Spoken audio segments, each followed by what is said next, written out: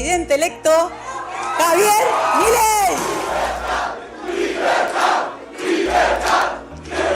Javier, sos presidente, ¿sí o no? Parece que sim.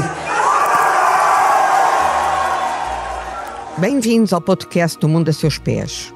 Eu sou a Manuela Goxa Soares e neste episódio vamos falar da Argentina e de Javier Milei, o recém-eleito presidente. Para analisar os resultados das eleições que deram 56% dos votos ao ultraliberal Javier Milei, temos connosco o politólogo argentino Andrés Malamud.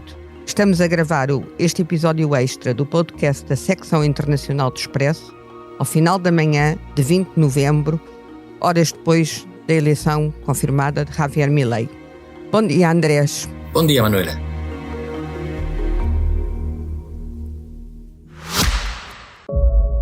Passaporte português é um sonho de consumo.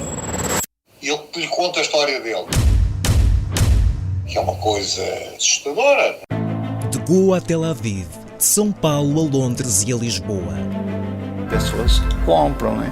Compra todo mundo para poder conseguir essa nacionalidade. 5 países, 3 continentes e o poder de um documento. Quanto vale este passaporte? Eu quero conseguir se eu tenho direito. A raiz do René é portuguesa, né? Passaporte estreia esta quarta-feira na SIC. Como é que analisa estes resultados? Na América Latina, desde 2018, todos os oficialismos perdem as eleições, todos os governos perdem eleições, com uma única exceção, que é o Paraguai.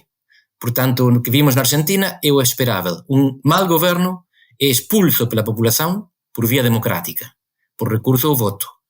E o mau governo eu defino não como alguém de quem eu desgosto, mas como um governo que tem 150% de inflação anual, 45% de pobreza, 50% de informalidade e uma economia que há uma década que não cresce. Sendo que o candidato que competia com Milei na segunda volta era o ministro da Economia, Sérgio Massa. Ainda por cima era o ministro da Economia o candidato. Como se podia esperar que ganhasse? Milei é um ultraliberal, prometeu durante a campanha que iria dolarizar a economia, acabar com o Estado, retirar quase todas as funções ao Estado, acabar com o Banco Central. Ele vai fazer isto como presidente ou temos um discurso de um candidato que se pode esperar uma atuação diferente como presidente? Ele, na última semana, já retrocedeu bastante. Já prometeu não privatizar nada, por exemplo. Nem a saúde, nem a educação, que é o que mais medo tinha gerado. Ele mantém a sua proposta de dolarização como um sistema bimonetário, no qual os argentinos possam utilizar outra moeda além da própria, outra moeda sendo o dólar. Possam utilizar de forma legal, porque na prática já o utilizam. Na prática, sim, nós poupamos em dólares, ninguém quer ficar com pesos no bolso nem no banco. E a outra proposta dele é acabar com o Banco Central, mas ele, ao longo da campanha, foi dizendo que isto ia fazer faseado. Portanto, ele tem vários anos para cumprir esta promessa e é muito mais provável ele acabar o seu mandato antes de cumpri-la. Então vamos assistir a uma transformação do disruptivo Milei que diz que tem um cão que fala com o divino num político dentro daquilo que são os canos a que estamos mais habituados? É isto? Tem 3 possibilidades. A primeira é manter-se disruptivo revolucionário. Esta é altamente improvável, ele não tem poder para fazer isso. Na Argentina não há forças armadas com decisão de apoiar uma revolução desse tipo. Segunda possibilidade é fazer uma coligação. Fazer dentro da democracia, não é fechar o Congresso, onde ele tem hiperminoria, mas construir uma coligação que lhe permita passar as leis e durar. Ele brigou com todos e a aliança com o ex-presidente Macri não consegue chegar ao 33% que ele precisa para evitar o impeachment. Ex-presidente Macri que apoiou Milei na segunda volta. Exatamente. A candidata do Macri ficou de fora na primeira volta e o Macri e a própria candidata decidiram apoiar Milei. Mas mesmo somando os deputados deles aos do Milei, chega a 30% da Câmara dos Deputados, não 33% que é preciso para evitar o impeachment. E no Senado passam de 10% para perto de 20%, ainda muito longe dos 33%. Ou seja, que este governo está com o impeachment a bater na porta, precisa de mais alianças. E essas alianças só podem vir do peronismo fragmentado, dos governadores de direita, que nunca foram kirchneristas, mas não tinham alternativa.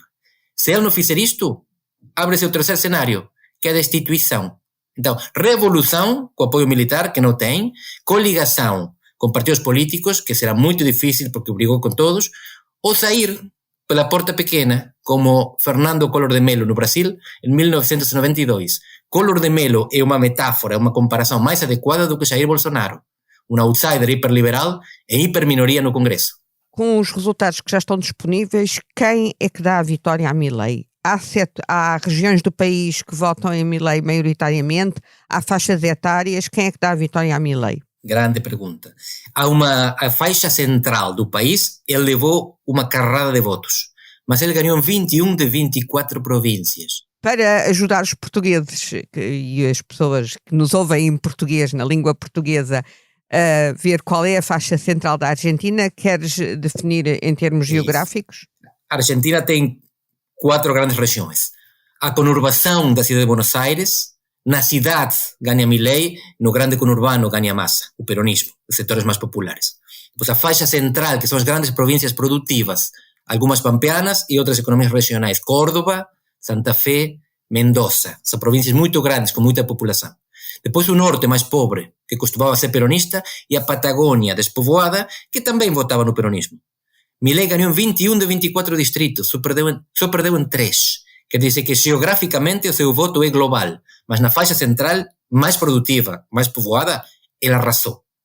E depois, demograficamente, ele foi apoiado sobretudo por jovens, homens, mais homens que mulheres, mais jovens que velhos. E por classe social, em todo lado, ele conseguiu fazer o que ninguém tinha conseguido. Roubou votos populares ao peronismo, roubou votos de classe média ao Macri e ao radicalismo. Esse apoio maioritário por homens tem a ver com tudo aquilo que foi dizendo ao longo dos anos e da campanha sobre as mulheres, sobre o aborto. É isso? As mulheres acabaram por votar nele também, e surpreendentemente no cenário da vitória estava ele com 3 mulheres. A sua vice-presidenta, a sua namorada, que é uma atriz famosa, e a sua irmã, a quem ele chama de o chefe. É quem ele diz representa. Ele diz ser apenas um braço executor da sua irmã. 3 mulheres e Milei, este misógino que atrai sobretudo o voto masculino, na prática, na sua vida, vive rodeado de cães, tem 4, e de mulheres. Tem 4 clonados do cão Ele Conan. diz que tem 5. Ele diz que tem 5, mas há um que está no céu, ao pé do divino. Bem, com um perfil destes, a única coisa que é possível dizer é que é um presidente disruptivo. Resta saber se o presidente disruptivo vai tornar-se um político dentro dos cânones, inclusivamente com uma atriz famosa para pousar ao lado. Disruptivo ele é, mas é fraco. Essa é a questão. O que estamos a ver agora é disrupção. O que não se vê é a fraqueza. Por isso eu conto quanto pouco poder ele vai ter. Há 24 governadores na Argentina, nenhum é dele. Há 2.300 presidentes de Câmara, nenhum é dele. Ele vai ter que seduzir e coaligar. É um presidente que está sem raízes. Só no povo, que é muito importante, ele teve o voto popular, mas não tem apoio nas instituições. Ele terá que construí-lo e cair. Na tua perspectiva, teve o voto popular por estarem a votar contra aquilo que o outro candidato representava, ou teve o voto popular efetivamente por acreditarem nele? As duas coisas. 30% são dele. São pessoas que querem liberdade. O seu grito de batalha era "Viva la libertad, carajo!" E gritava 3 vezes para acabar cada discurso e gritou no discurso de vitória. Mas há 25% que se acrescentou àqueles 30%, que são pessoas que decidiram votar contra outro tipo, votar contra o governo. Ele tem que manter agora esse 25% aliados a seus 30%. E isso não é fácil sem dinheiro. E ele não tem dinheiro porque a economia está na bancarrota. Como argentino, qual é o cenário que traças para a população da Argentina nos próximos meses? Que dificuldades e que desafios vão enfrentar? Se ele tivesse ganho por poucos votos, então já hoje estariam ruas povoadas de protesto social. Como ele ganhou por 11%, o governo ficou desorientado e os militantes escondidos. Se não fosse por isto, já estava a gente na rua a chamar, eles nunca chamariam de golpe, porque seria sem militares, mas a chamar pela interrupção deste suposto governo democrático apenas eleito.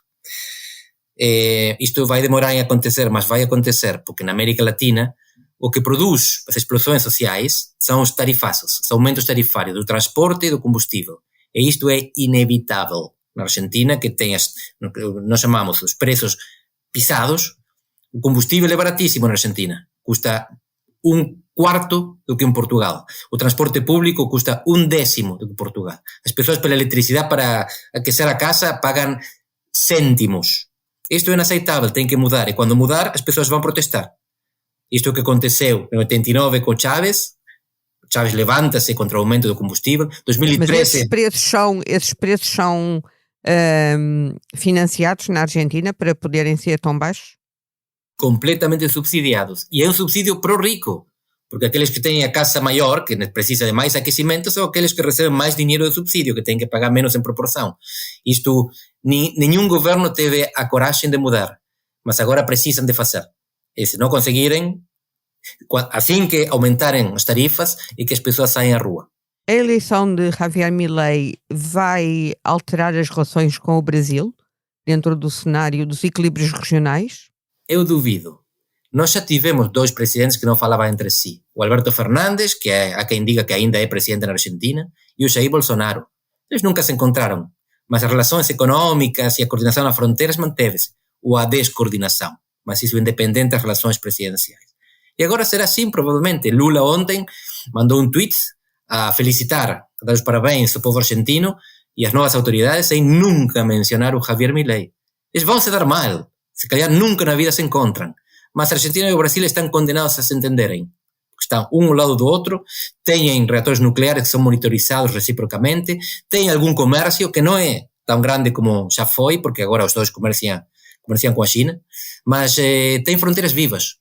Essas fronteiras continuarão a ser geridas para além dos presidentes. E para afirmar a América do Sul como um parceiro regional na cena mundial, têm mesmo que se entender. Sim, mas não existe América do Sul como... Só podem ser rivais no futebol. Sim, a rivalidade no futebol e no Papa, porque a Argentina tem um Papa e o Brasil nenhum. É mais um mundial que ganhamos nós. Mas não existe América do Sul como ator internacional. Não existe nem com Milei, nem existiria com Massa. A América do Sul é uma região fragmentada que faz melhor em comerciar com os parceiros extraterritoriais do que com os vizinhos, porque todos produzem a mesma coisa. Milei fez alguns comentários bastante desagradáveis sobre o Papa. Esse discurso vai mudar? Já mudou. Já pediu desculpas privadamente, transmitiu em público que tinha pedido desculpas e ele vai tentar ter uma audiência com o Papa, que Sergio Massa, o candidato oficialista, nunca conseguiu. O Papa odiava profundamente Massa, depois ficou inimizado com Milei por causa das agressões e agora eu acho que vão se entender. De onde vinha esse ódio do Papa Francisco ao Sérgio Massa? O Papa odiava Sergio Massa porque Sergio Massa foi funcionário de Kirchner quando tentaram passar por cima dele, era então cardeal da cidade de Buenos Aires, para fazer aliança com padres mais afins ao peronismo deles. O Papa era um peronista de direita, agora um peronista de esquerda. Isso faz com que Milei não goste dele e o trate de comunista. Mas, afinal, há uma racionalidade política superior que fará com que se entendam. Por isso, o que podemos esperar nos próximos meses é um Milei que tenta corresponder às expectativas do povo que o elegeu. É isto? Sim. A questão é que as respostas que a economia argentina precisa levam muito tempo e é preciso muita paciência. A única maneira de transitar esse período de dor, de ajustamentos, de aumento tarifário, é com exemplaridade. Com os governantes a dizer, eu estou a sofrer o mesmo que vocês, aguentem porque eu também aguento. Vamos ver se Milei consegue. O mais provável é, com uma equipa que não tem experiência de governo, que ele tenha muitos casos. Está condenado a ser um governo de casos e casinhos. Vamos ver quanto aguenta a paciência da população enquanto Milei encontra o rumo. Mas o antecedente argentino desde 1983, 40 anos de democracia, é que os primeiros ministros de economia duram pouco, porque o presidente sempre erra no início. E há quem diga que não há margem para erros, mas é inevitável errar. Portanto, qual será a consequência dos erros, quão graves serão, só saberemos nos próximos meses. Eu agradeço ao Andrés Malamud esta análise, agradeço a todas as pessoas que fizeram connosco esta viagem até à Argentina para analisar os resultados das eleições deste domingo, dia de ontem, 19 de novembro, e despeço-me em meu nome de João Martins, que conduziu a emissão técnica deste podcast, O Mundo a Seus Pés volta para a semana.